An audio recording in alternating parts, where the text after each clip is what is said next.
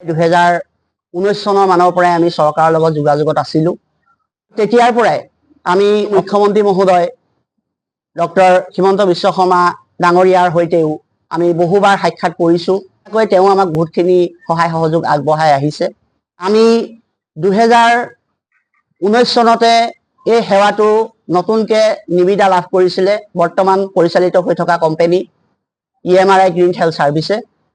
আৰু 2023 চনৰ 23-24 চনত তেওঁলোকৰ নিবিদাটো শেষ হৈছিলে। 5 বছৰৰ কাৰণে তেওঁলোকে পাইছিলে, নিবিদাটো শেষ হৈছিলে।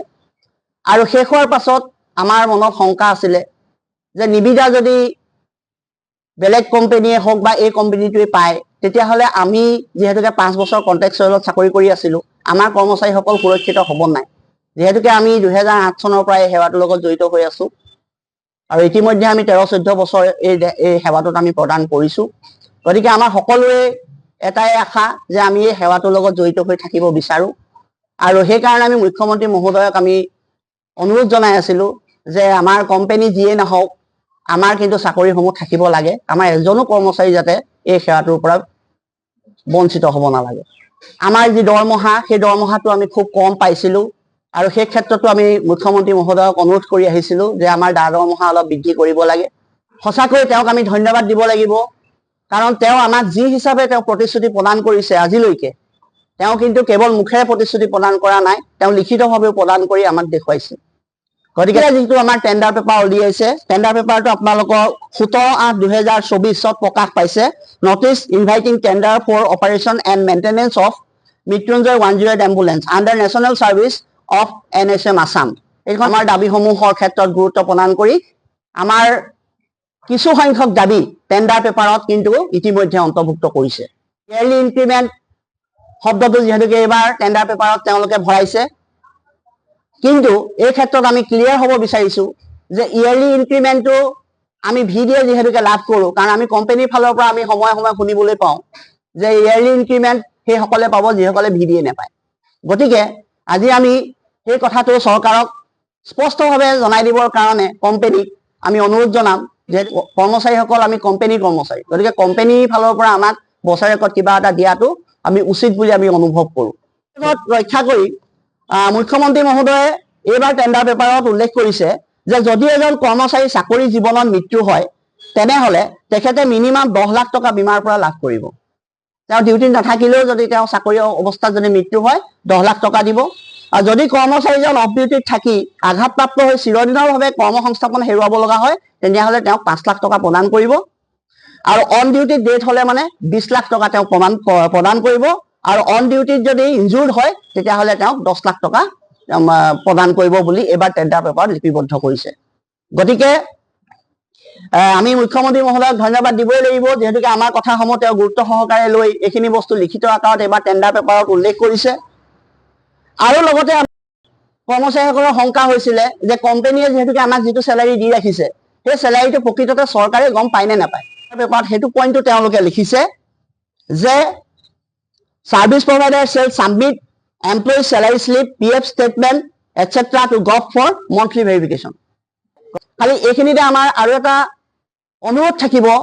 অনুৰোধটো হৈছে যে কোম্পানীয়ে যিহেতুকে চেলাৰী শ্লিপ যি মানুহে চেলাৰী বেছিকে পায়, সেই চেলাৰী শ্লিপখন যাতে ছাবমিট নকৰে, জুনিয়ৰজনৰ চেলাৰী শ্লিপখনো যাতে ছাবমিট কৰে, প্ৰথমৰ পৰা কিমান দিয়ে সেইখিনি কথাও যাতে তেওঁলোকে অসম চৰকাৰ মাননীয় মুখ্যমন্ত্ৰী মহোদয়ে যাতে লক্ষ্য ৰাখে, তাৰ প্ৰতি অনুৰোধ ৰাখিছোঁ। আমি অনুৰোধ ৰাখিছোঁ যে ছিনিয়ৰ আৰু জুনিয়ৰ এই দুটা ভাগত যাতে দৰমহাৰ যিটো শিতান, সেই শিতানটো যাতে অলপ পৃথক হয়। কাৰণ এজন 15 বছৰ কৰা মানুহ আৰু এজন 6 মাহ কৰি অহা মানুহে সমান দৰমহা পোৱাৰ ক্ষেত্ৰত, আমাৰ দৰমহা বেছিকে পোৱাৰ ক্ষেত্ৰত আমাৰ কোনো আপত্তি নাই, কিন্তু ছিনিয়ৰ বেচিছত অকণমান হ'লেও যাতে দৰমহাটো পৃথক হয়, তাৰ আমি অনুৰোধ ৰাখিছোঁ।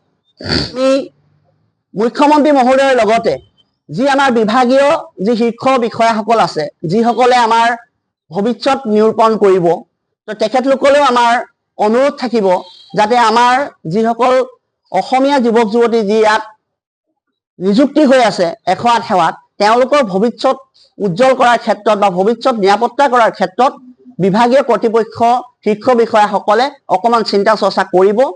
আৰু আমাৰ সিদ্ধান্তবোৰ দিয়াৰ আগমুহূৰ্তত আমাৰ কৰ্মচাৰীসকলে যিখিনি আমাৰ অভাৱ অভিযোগ আমি চাবমিট কৰিছিলো সেইখিনি সিদ্ধান্ত গ্ৰহণ কৰি শীৰ্ষ বিষয়াসকলে অসম চৰকাৰক চাবমিট কৰাৰ আগমুহূৰ্তত যাতে আমাৰ কৰ্মচাৰীসকলৰ মনৰ যিখিনি কথা আমি কেনেধৰণে কি কৰিব বিচাৰিছো আমাৰ মনত কি প্ৰশ্ন আছে কেনেকৈ আমি সমাধান কৰিব বিচাৰিছো এই কথাখিনি যাতে অলপ বুজ ল'বৰ কাৰণে চেষ্টা কৰে আমি আপোনালোকৰ মাধ্যমৰ যোগেদিও সেই বিভাগীয় কৰ্তৃপক্ষ শীৰ্ষ বিষয়াসকলক আমি অনুৰোধ জনাইছো এখন টেণ্ডাৰ পেপাৰ ইয়াৰ পিছত হ'ব MOU মেমৰেণ্ডাম অফ আণ্ডাৰষ্টেণ্ডিং এখন চুক্তি হ'ব সেই চুক্তিখন কৰাৰ আগমুহূৰ্তত আমি মুখ্যমন্ত্ৰী মহোদয় স্বাস্থ্য মন্ত্ৰী মহোদয় আৰু পৰিয়াল কল্যাণ বিভাগৰ স্বাস্থ্যৰ শীৰ্ষতম বিষয়াসকলক আমি অনুৰোধ জনাইছো যে এই চুক্তিখন কৰাৰ আগমুহূৰ্তত যেহেতুকে এই ক্লজটো ভৰোৱা হৈছে এই ক্লজটোৰ আমি উঠাই দিবলৈ কোৱা নাই যাতে ভৱিষ্যত আমাৰ সুৰক্ষিত হয় আমি যাতে কোম্পানীটোৱে দৰমহা বঢ়োৱাৰ ক্ষেত্ৰতে হওক বা বিভিন্ন সুবিধা দিয়াৰ ক্ষেত্ৰতে হওক যাতে পিছ পৰি ৰ'ব লগা নহয় বা কোম্পানী যাতে নিজৰ কথাত অটল থাকে এই কথাখিনি আমি যদি ধুনীয়াকে লিপিবদ্ধ কৰি পেলানি আমি এতিয়াই যদি ঠিক কৰি ল'ব পাৰো বা মেমৰেণ্ডামত যদি আমি MOUত যদি আমি অন্তৰ্ভুক্ত কৰাই ল'ব পাৰো তেতিয়াহ'লে আমাৰ কৰ্মচাৰীসকল আগন্তুক 5 বছৰলৈকে সুৰক্ষিত হৈ থাকিব বুলি আমি গোটেই কথাখিনি যেতিয়া আমাৰ টেণ্ডাৰ চূড়ান্ত হ'ব যি কোম্পানীয়ে যেতিয়া পাব সেই কোম্পানীটোৰ লগত আমাক এখন আলোচনা আমাক মিলিত কৰাম বুলি তেওঁ প্ৰতিশ্ৰুতি প্ৰদান কৰি থৈছে গতিকে আমি সেই মিটিংখনৰ কাৰণে খুব আগ্ৰহেৰে আমি বাট চাই আছো যিকোনো খবৰৰ বাবে যোগাযোগ কৰক 7099017330 লগতে 7099017110 নম্বৰত